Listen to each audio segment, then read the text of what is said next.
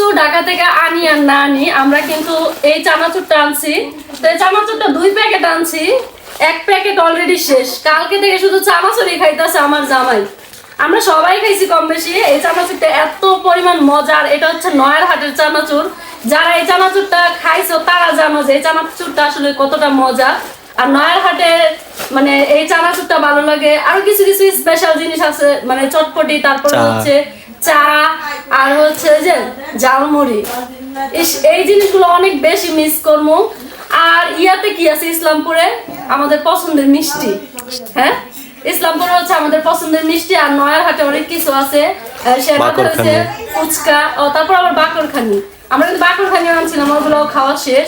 তো অনেক বেশি মিস করবো এই খাবারগুলো। আর এখানে তো হয়তো পাবো না, মানে পাইলে কিন্তু ওই জায়গার মতো স্বাদ পাবো না। সবকিছুই আছে সব দেশে, কিন্তু ওই জায়গার মতো ওই স্বাদটা আর পাওয়া যাবে না। আর অনেক বেশি মিস করতেছি ঢাকা শহরটারে। কালকে রাত্রে মানে আইসেই ঘুমাইছি আমি, মানে কাজ কাম শেষ করে ঘুমাইছি। আমি আবার টেনশন করলে ঘুমে ধরে বেশি। এটা কার কার হয় জানি না, আমার হয়।